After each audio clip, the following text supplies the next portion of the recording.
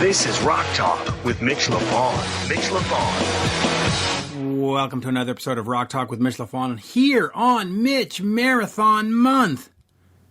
That sounds like a guy on the morning zoo. Am I supposed to be a morning zoo guy? I don't think so. That's high intensity, and I'm not high intensity. I'm just meat and potatoes. Yeah, that's it. The meat and potatoes guy who just gives you interviews that are, well, meat and potatoes. They're solid. Anyway, on this one, this is going to be a short one because, you know, on Mitch Marathon Month, you can't have 1 hour episodes every day because, well, I'm going to go crazy if I do that. So I will, and listen, I'm very close to that already. I have got Slim Jim Phantom of the Stray Cats, and of course, the Stray Cats have been around for, well, 40 years. Their new album and tour. Well, the new album is called 40, and they are out on the road touring it. A little bit of a reunion tour. The band and Brian Setzer haven't really done anything together in many, many years, and it's nice to see. Now, I have to say, growing up a Kiss fan and Aerosmith fan, you know, when you came from Aerosmith Rocks and Draw the Line and Kiss Alive 2 and Love Gun and Rock and Roll Over, and you started moving into the early 80s and you saw I'm Gonna Rock This Town and Stray Cat Strut, I was very much baffled by the whole experience at the time. And I don't know if you were baffled or if you became an immediate fan, but I was like, well, what is this? And I had a friend at the time, in fact, still a friend. He works for Global News in Montreal now. He also had a successful broadcasting career. His name was Tim Sargent. He was like, oh, man, this is great. It's better than Kiss. And he was doing that to tease me, of course. He goes, it's better than Kiss. They don't need makeup. And even though he was teasing me, it sort of made me pay attention. And, you know, when you listen to Stray Cat Strut, like I said, and you listen to Rock This Town, you can't deny that those are great songs. And you know, it doesn't really matter if you're Dimmu Borgir or Cradle of Filth or Kiss or Madonna. A good song is a good song is a good song. And if it gets your toes tapping and if it just puts you in a good mood, puts a smile on your face, or gets you into the whatever mood you're trying to get into, it's a good song. And you know, the Stray Cats have an undeniable track record for having good songs. Now, the new album, 40, you can go get it now. You can stream it. You can buy it. You can do whatever you want. It sounds like the Stray Cats, as it should. And it is a fun, you know, especially for the summer. I think if you drop this album in the middle of December or, you know, January 10th, probably not going to speak to somebody sitting in, you know, the frozen tundra or Minnesota or the backwoods of Quebec. You know, that's not the kind of happy kind of music you want to hear at minus 35 degrees. But at 80 degrees or whatever, 28 degrees in Celsius, the Stray Cats are fun. So, you know, head over to the Twitter. That's where I really like to sort of go back and forth. You know, the Facebook I find clunky sometimes, but Twitter, at Mitch Lafon. Tell me what you think of the Stray Cats. And of course, while you're on the internet, gratuitous plug here coming. No excuse for you not to head over to loudtracks.com/Mitch and pick up a fabulous t-shirt. Now, I have the t-shirts in the classic, you know, metal, black, you know, just a black t-shirt with the logo, designed, of course, by Claudio Bergaman, who did Judas Priest Firepower. And yes, I say that every time, but deservingly so. But it brings up a question. I had thought, especially for the summer, maybe I should have a white tee with the logo on it, a white tee with the logo, because I'm thinking at 80 degrees or 90 degrees or in Celsius, you know, 28 degrees or 35 degrees, hot sun, perhaps a black Rock Talk shirt is not the best accoutrement. Maybe we should go for a nice white. So again, head over to Twitter at Mitch Lafon and tell me what you think. Now, like I said at the beginning of the episode, this is a hit and run, in and out. I believe Slim Jim and I spoke for 21 minutes. He was calling just before the first show over in England. So cell phone reception from England, you know, a California cell phone connected through the English thing, calling Canada. 21 minutes. So I will give you Slim Jim here, and I will be back tomorrow, I guess, with another episode. Now, I've got a few in the can. I've got Sherry Curry. I've got Gary Peel from Sammy Hagar's band in Boston. All the ones I had listed in the previous. And, and I want to get to this. Ted Nugent. Folks said, don't talk to Ted Nugent. He's a horrible person. And I go, okay, but he's a great guitarist, and I do a rock show, so I'm going to talk to him. And during the interview, if you listened, and I'm hoping you listened, by the way, you really should, if you can, head over to iTunes or TuneIn, Stitcher, or whatever, and subscribe to the podcast, because I love all the media sites that pick up, the rock sites and stuff that pick up my stuff, but they don't pick up all the content. And to be fair, nor do I expect them to, because there's a lot of content. And of course, some of the interviews don't necessarily fit those sites. And so, but if you want all the content, and remember, those rock sites are looking for news. So when I'm speaking to a producer like Ron Nevison or Tom Werman and stuff, it doesn't really qualify as news, and so they won't pick it up. So if you want all the content, head over to, Castbox and Stitcher and TuneIn and iHeart Radio and Spotify and iTunes and Amazon Alexa and all those places, and hit the little button that says subscribe. That is important. And then you get everything. Now, we do have MITCH Marathon Month, which is going to run until I run out of these interviews. But honestly, we're looking a couple more weeks here in July, or coming up in July, and then we'll be done. August, September, October, we will be back to one episode a week, probably two. But honestly, as September rolls around and the touring season comes to a close slowly, and the kids get back into school, we will probably get back to one episode a week.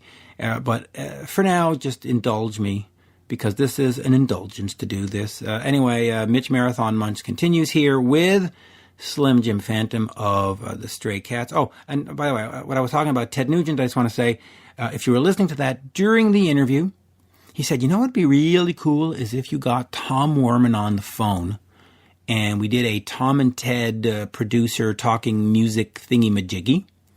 Well, guess what? I did exactly what I said I was going to do.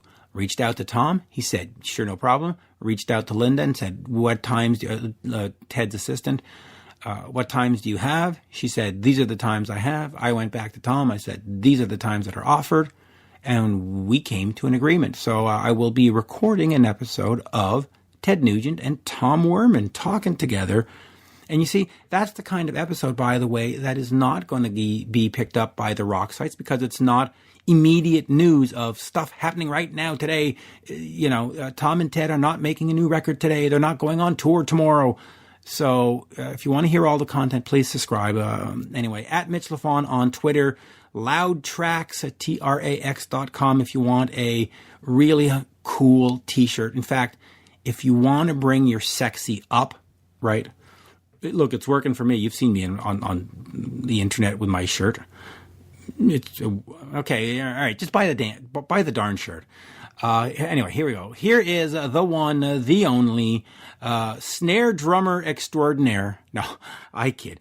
Drummer extraordinaire. Slim Jim Phantom. We are speaking with the Stray Cats. Slim Jim Phantom. The new album is 40. And Jim, I think the most important part there is to say new album, right?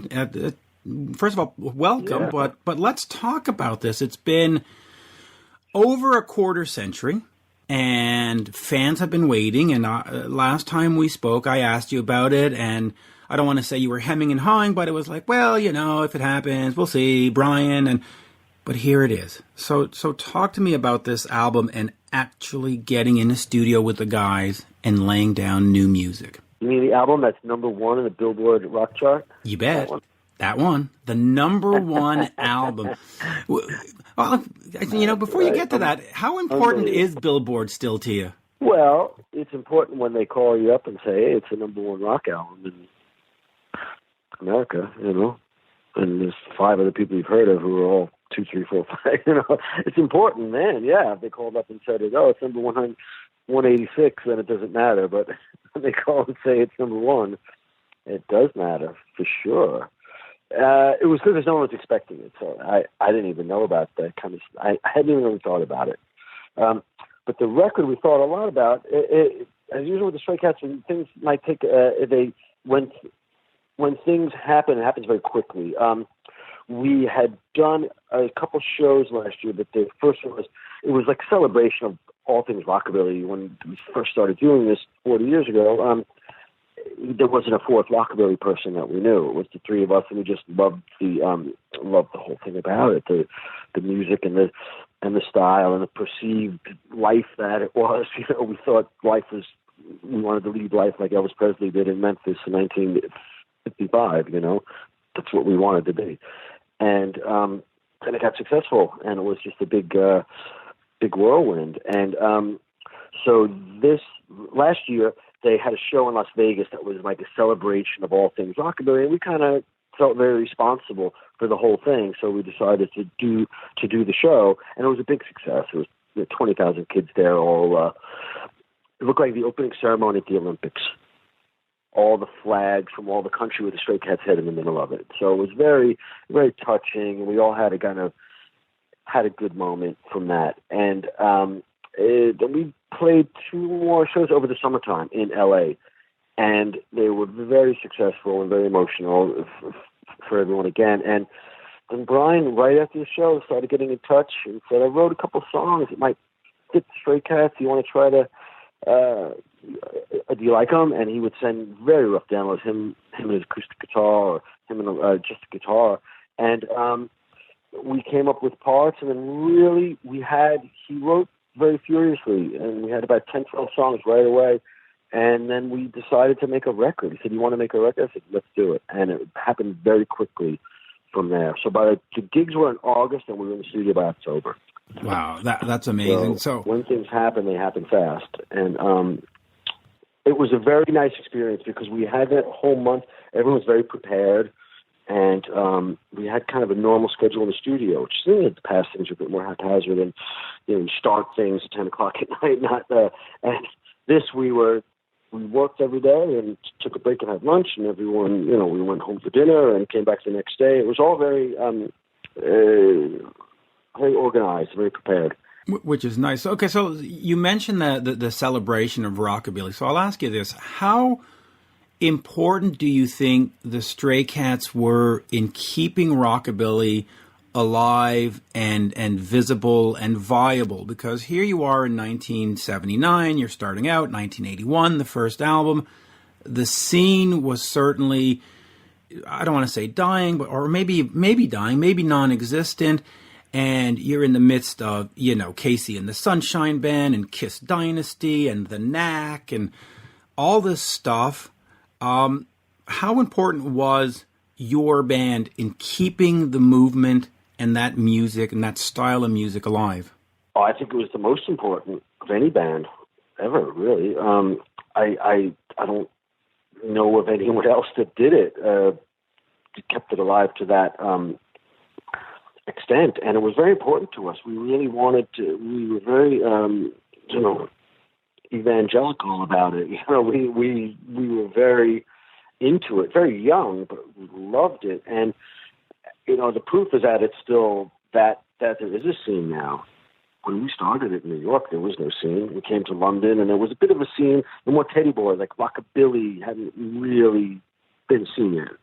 I think that I think certain punk rockers maybe made the switch, or but it was something that got created. I think maybe there was a little bit of a spread of it in England, but not really anywhere that we saw in New York. And I think it replugged in everything. I got to know quite a few of the original artists, and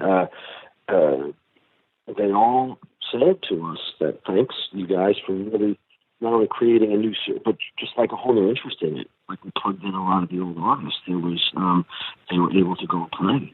Yeah. The original guys from Sun Records that like a lot of them hadn't played in a long time. They were very, very important people, we thought. And I think everyone got plugged in again from it.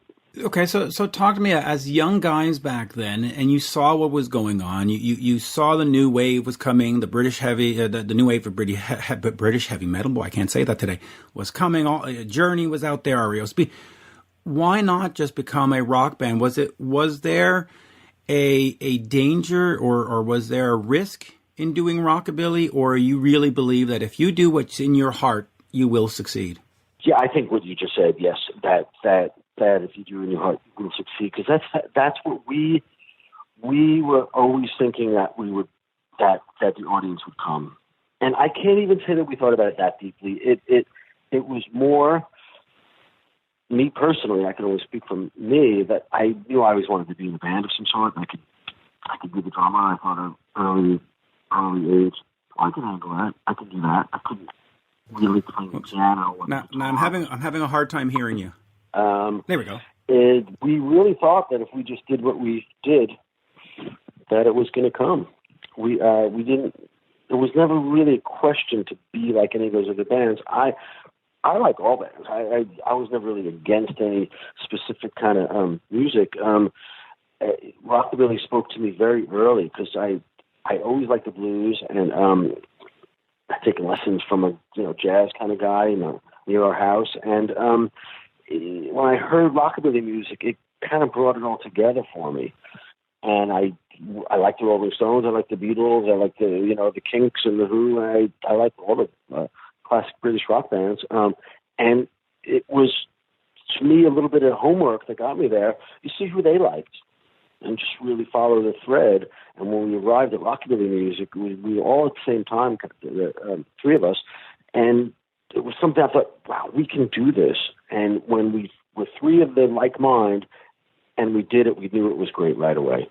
And we always believed in it from day one. Yeah, and it turned out great. Now, I know we've only got 20 minutes here, so I'm going to just quickly jump around, and we'll get back to 40 in a second. But sure. In the 2000s, you got together with Lemmy of Motorhead and Danny Harvey, and you did the Headcat. Yeah. First of all, talk to me about working with Lemmy. He's revered as a heavy metal god, as he should be, by the way. And you're a rockabilly guy. So talk to me about this combination. And then, of course, you put together this sort of rockabilly group. So you've got Lemmy doing, not metal. Talk to me about that and working with him, and maybe just a little remembrance of Lemmy, of course, rest in peace. Sure, happily. Lemmy was one of my best friends. That was the main nucleus of the whole thing. He was one of the original people that came to see the Stray Cats play 40 years ago. Lemmy was there. And I'm in London where I did this interview, and it's funny, there's an old stomping ground was in before. When the Stray Cats came to London, there was a bit of a buzz about it. Two guys who had nowhere to live, and they were hanging around everywhere, and they were, their hair was all high, and they were suits, and it was just a bit of a crazy image that we had around London. And when we finally got a chance to play a couple of shows, the scene stereotypes, people that we had met at parties and a few clubs, came out to see it. And Lemmy was one of them. And he was at one of the very first Stray Cats shows and loved it. And I met him afterwards, and he asked me some question about like an obscure Gene Vincent record. I didn't know it. And he was all like, couldn't believe you call yourself a rockabilly. And the next day we met up or something, and he had a reel-to-reel tape of Gene Vincent, and he made me listen to it, and burned me a copy by holding a microphone attached to a cassette player in front of his reel-to-reel. So he loved this music.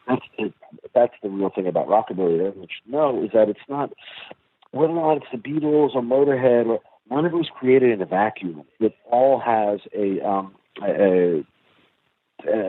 beginning.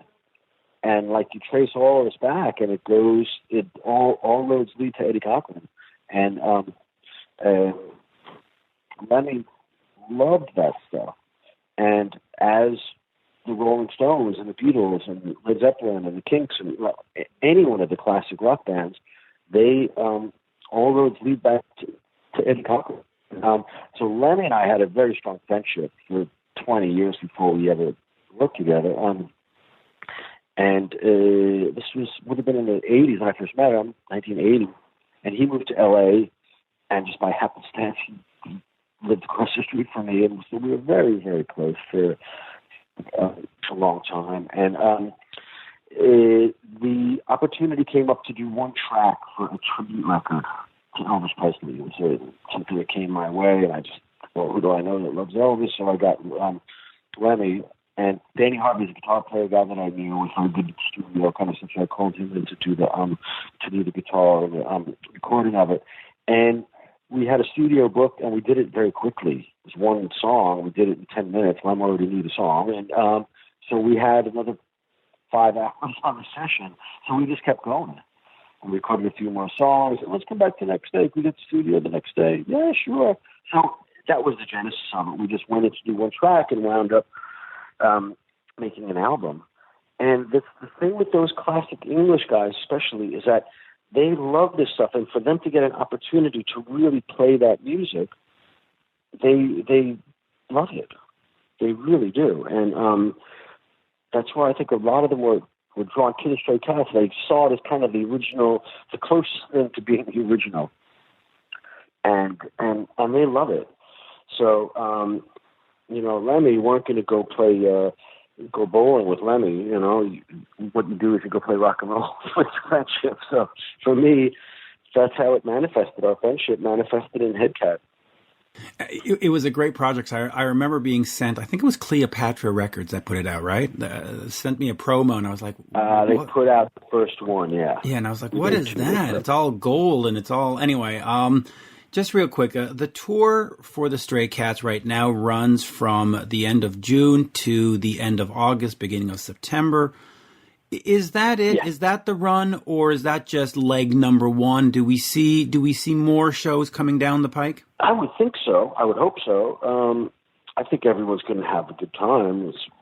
I think the first run was last year. We did like 4 shows last year, and that led to making the record, and that led to doing this tour. So I gotta think, as long as everyone's having fun and the record's successful, I think everyone's arrived at a point that they really enjoy it and they see it, and there's really nothing left to prove. There's no more pressure on that level. So I think as long as it's fun and successful, everyone will keep doing it. So let me ask you then, in relation to a new album, though, because you could go do these dates, whether it's in Europe or in North America. You could go out and play Stray Cat Strut. You could go do Rock This Town. Sure. And the fans would be there. So why the importance to make new music? Is it just to get those creative juices flowing? Is it sort of just to say, hey, we're a band, and if we're going to tour, then we need something to unify around, and new music is it? What's, and I don't mean to be disparaging. I think you made just 2 very good points there, yeah. It started when we did the first few shows last year. It was very clear that it was going to be successful if we wanted to do it, because I think the world needs bands right now, and we certainly paid our dues, kind of thing. So it was very important that if we're going to go and do this, let's put some new songs in the set. So that was really the whole inspiration in the first place, was to make a record just to get 4 or 5 new songs that we could possibly play live. And then it took on a bit more of a serious nature, and now that it seems to be doing well, right. I think it wasn't really, at first, it wasn't about having to do new songs to make it a successful tour. It was about making it more interesting for us to do some new songs. And then that translates onto the audience. I think they're very appreciative that you made a new record and just didn't go out and do that. I think the audience is appreciative of that. You still, I think you still have to play the old hits as you should. Like you go to see the Stones and you want to hear Satisfaction, you want to hear a new song too, but you have to. There's a reason why those songs is classic after 30 plus years, right? So I think it's important for everyone. I think it's important for the audience, and I think it's important for the band to keep it a little bit interesting and like a little new. And keep it fresh. But I think it's good to keep it fresh positively. I agree. Just before I'm doing clock watching here, so before we leave, Stray Cat Strut, My Life as a Rockabilly Rebel. Now, we did an interview a couple of years ago and we spoke about that, but I will ask you again, just for listeners that may not have heard it, talk about that book and putting it out, and now in fact, with the optics of you're on a lack of a better word, a reunion tour. Did the other guys read the book and go, hey, wait a minute, what did you say about me? And you wrote the whole thing yourself. There's no phantom writer on this one, right? No, that was the thing that I wanted to positively do myself. I think really all of them, but the publisher wanted something sensational. I didn't really. I'm having a little hard time hearing you, by the way. I think they want more sensationalism in a book. Really, I don't think I do too much of that. The others, I don't think read it. No, I don't think they would. It's never been discussed, and I just really probably do that. And I say nice things about everyone. Really, I love those guys, and will always. I feel very strongly, always have that I owe them. Like a very nice life. Anything that's ever happened to me, you can't really go back and say what we were the Stray Cats since we were 18 years old. So it's pretty much the rest of your life in some way gets defined by that. Everyone that you met is after that. I mean, I don't know anyone from before then really. So this great venture that we've had is pretty much a direct result of the three of us loving rockabilly music at the same time and going to the same school. So I will always feel grateful to be with them. Yeah, you really are. And I'll finish with just real quick the drumming style. You see guys like Neil Peart in Rush and stuff that have 87 drums on stage. You're the exact opposite, just sort of the snare and a cymbal. Was that a conscious decision just for image, or is that just the sound, or was there ever a temptation to get a big, gigantic kit, and be like a John Bonham and just have... just talk to me about the sort of the drumming choice, if you wanted, being a stand-up drummer. Well, I wanted to be a drummer on any level when I first started, and I took lessons on drum kits, and I still play drum kit at home, and a lot of gigs I do. Original inspiration of it was some old photographs and some really the original American rockabilly artists, rock and roll artists, seeing pictures of Gene Vincent and the Blue Caps, and the smallest of the kit. Really, the guys, they really played trad drum kits. It really wasn't that much different. But when we first started, we really wanted to harken back to those original records as much as we could, and part of it was was very stripped down drum kit. And my more inspiration would have been Sticky Harrow from the Blue Caps, and I think the second album covers is just playing the snare drum, and it looks like he's standing up, and we thought that was it, and there really wasn't that many photographs back then, right? And that's what we thought it was, and the idea of putting it at the front of the stage, that was, I think, our true original contribution to the whole thing, because no one had done that. I think they'd been people playing smaller drum kits, but still in the second line, still behind the soloist and the singer. So that was a conscious thing that we thought, what can we do to make this a little bit different? And all of it was a direct rebellion, but kind of like old drummers, so it wasn't really rebellion against that. It was so much, we really just wanted to be different, not really much against anything. So I love Neil Peart. Drummers all like each other, like watching for different reasons. I like every drummer, but we think it was I think it was an extension of the drums. It was just the whole thing was for the drums, whether it was 10 drums or 2 drums, it was all for the drums for us. Worked out great. And of course, I'll remind the folks, the new album is 40. It is out on, it's number 1 on Billboard right now. The tour starts in a couple of weeks, or in fact, at the end of this week. There you go, Jim. Thank you so much. Thanks, Mitch. We'll talk again. We'll see you on Twitter. Got it. Sure will. Cheers. Bye. You're listening to Rock Talk with Mitch Lafon. Rock Talk.